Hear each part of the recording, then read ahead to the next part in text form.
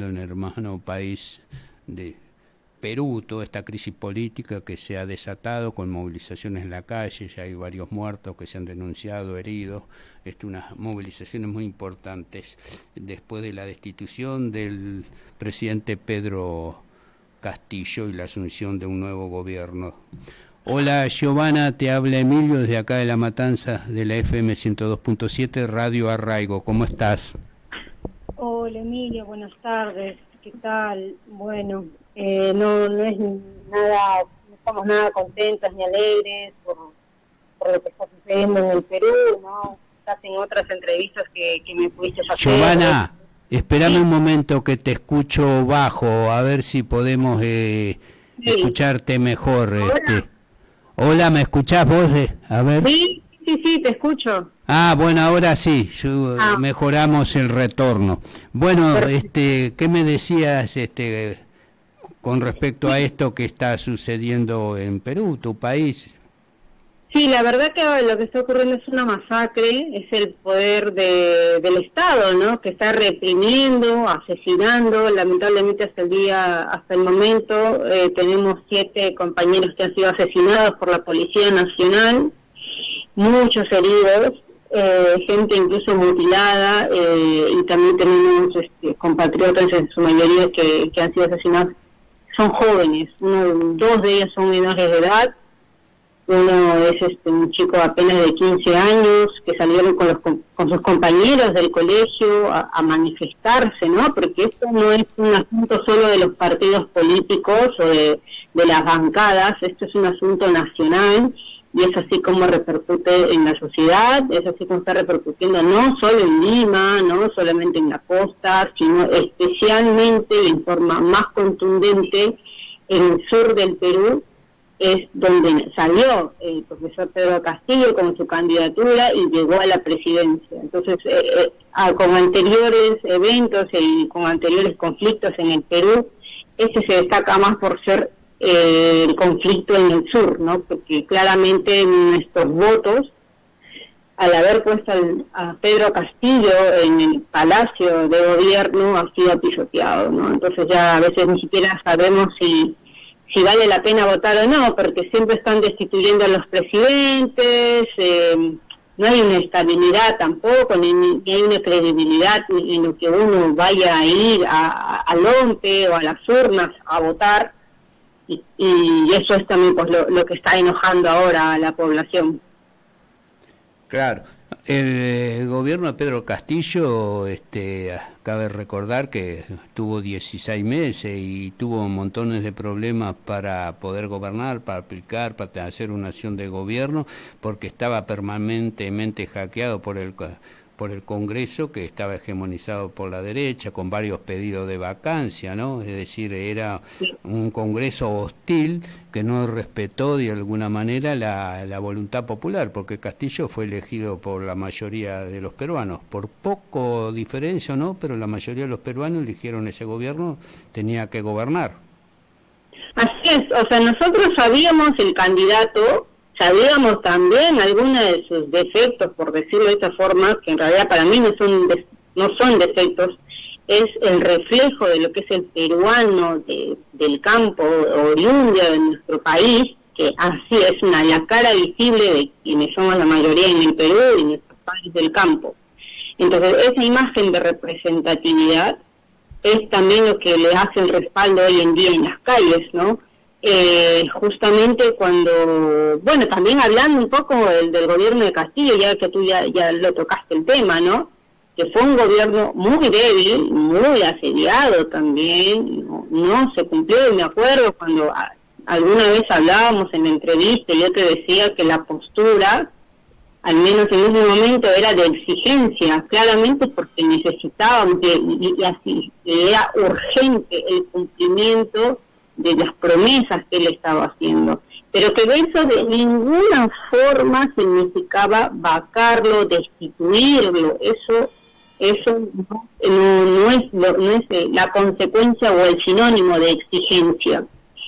Y lamentablemente lo que ha ocurrido es que esto, mira, el 10 de noviembre hubo una marcha, no tan masiva en el Perú, pero hubo una marcha significativa, donde justamente la población estaba mostrando su enojo de este conflicto de poderes entre el legislativo y el ejecutivo, ¿no?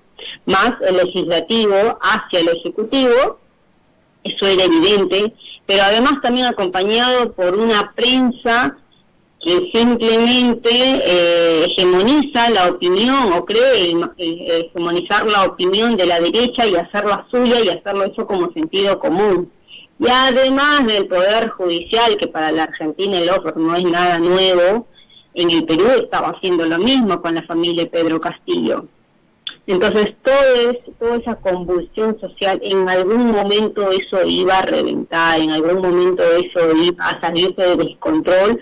Por eso nosotros el 10 de noviembre habíamos ido a la embajada, los peruanos y peruanas acá, un grupo, ¿no?, de compatriotas en la embajada, advirtiendo de que tiene que cesar este conflicto, que cada poder tiene que cuidar su zona de reserva y que el Ejecutivo ejecute, el Legislativo legisle, el Poder Judicial juzgue, y que cada uno tendría que centrarse en sus deberes, ¿no? Y claramente, y advertíamos, tuvimos la entrevista con varios funcionarios de la embajada, contándole nuestra preocupación de que en algún momento esto iba a desatar en esto. Y desató. No pasó ni un mes. ¿Cómo? Que no pasó ni un mes de la entrevista que habíamos tenido con la embajada de Perú acá en la Argentina, que explotó la situación, ¿no? Y lamentablemente cobrándose la vida de 7 jóvenes. Claro, así es. ¿Y quién es esta mujer, actual presidenta Dina Boluarte, que acompañaba a Pedro Castillo en la vicepresidencia y que ahora asumió la presidencia después de la destitución, después de este golpe institucional y en el marco de represión violenta que, como vos decías, ha causado varias muertes jóvenes, heridos y detenidos, ¿no? Sí, mira, quizás el público por ahí argentino que te está escuchando va a decir, bueno, si es una fórmula presidencial, si está dentro de la plancha presidencial, la vice tiene que asumir si no está el presidente.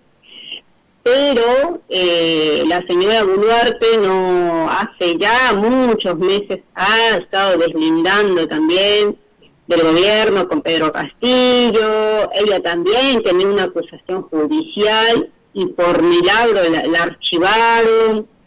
Estaba muy armado esto, ¿no? Entonces, claramente lo que pasó el 7 de diciembre fue la evidencia, ¿no?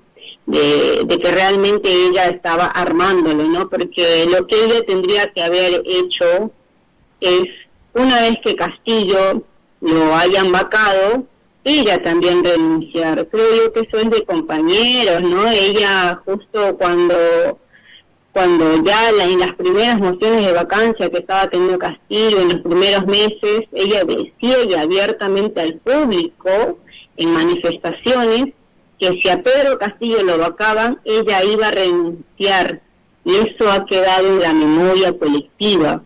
Y entonces tenemos al Congreso del Perú con un 96% de desaprobación en el Perú, que avala, saluda a Dina Boluarte como presidenta. Eso es una ofensa para nosotros. Y que además una de las primeras que saludó, y es más, puso de predisposición su partido para que trabaje en el gobierno de Dina Boluarte, fue Keiko Fujimori, y eso era fue demasiado, ¿no?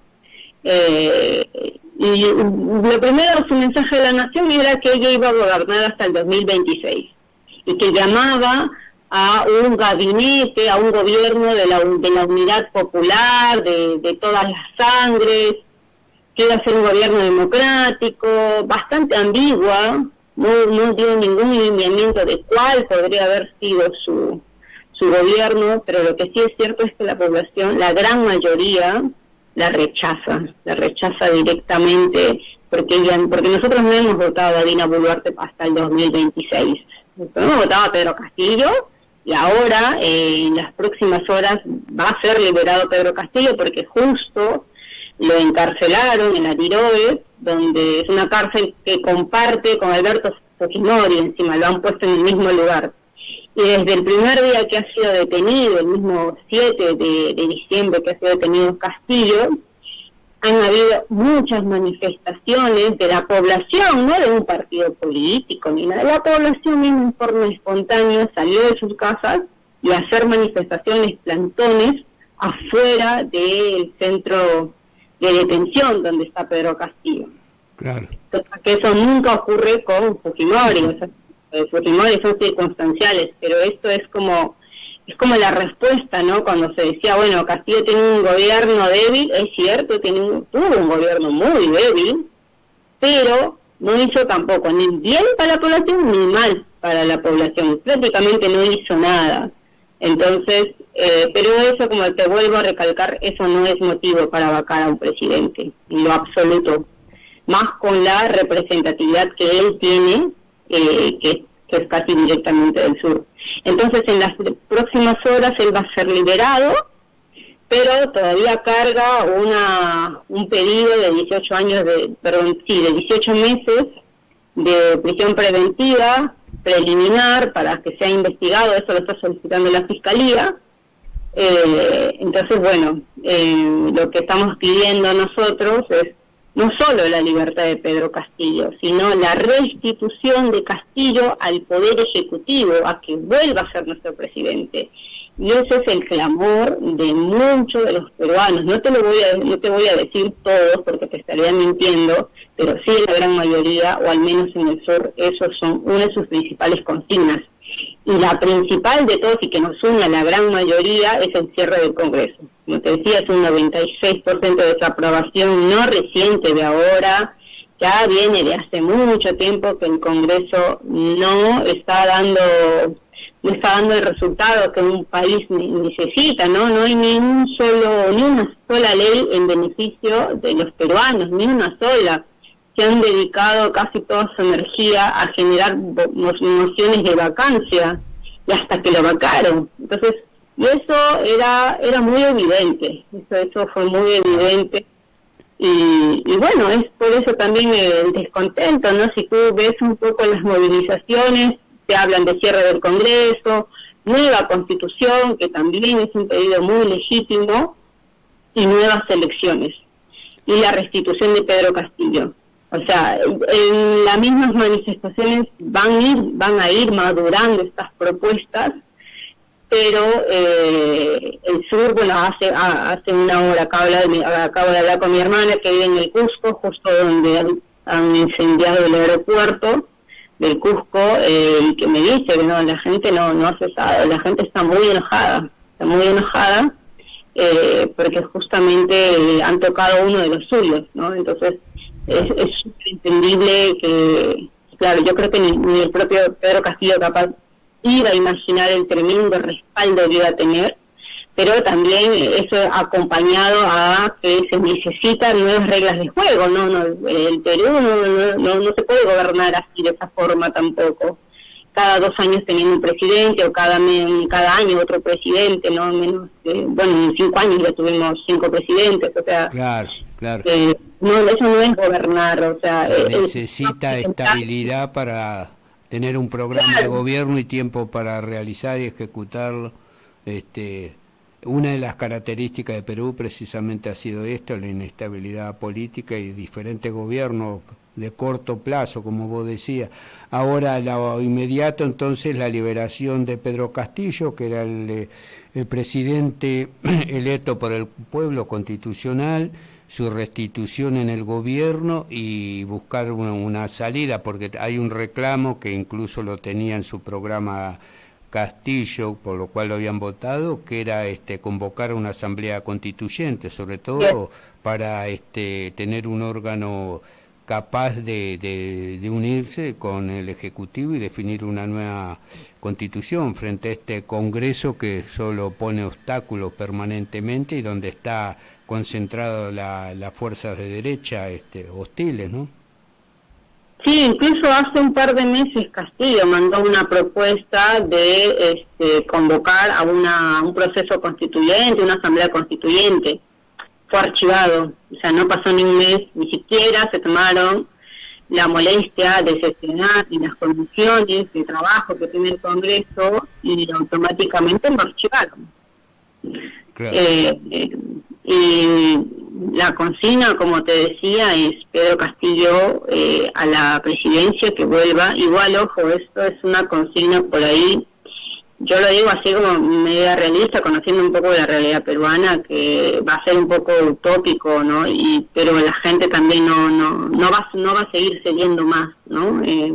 Tanto atropello de una dictadura legislativa, ¿no? Porque eso es lo que se siente, un golpe legislativo, dictadura legislativa, ¿no? Entonces, igual como muchos quienes coincidimos, es que la salida del fondo en realidad es una nueva constitución, ¿no? Es nuevos procesos electorales, porque eso ya lo conocemos. Hace 2 años pasó lo mismo, hace 2 años entraron el Congreso y quien obtuvo la primera mayoría en el Congreso fue el fujimorismo. Entonces es volver a repetir la misma historia, pero claro, cuando no se va a hacer eso a salida para imponer una nueva constituyente, un nuevo proceso constitucional para que se convoque, tiene que haber un gobierno que tenga la fuerza y la posibilidad de convocarlo, y depende de la unidad y la movilización de las fuerzas populares, ¿no? Es decir, que puedan imponer esa salida.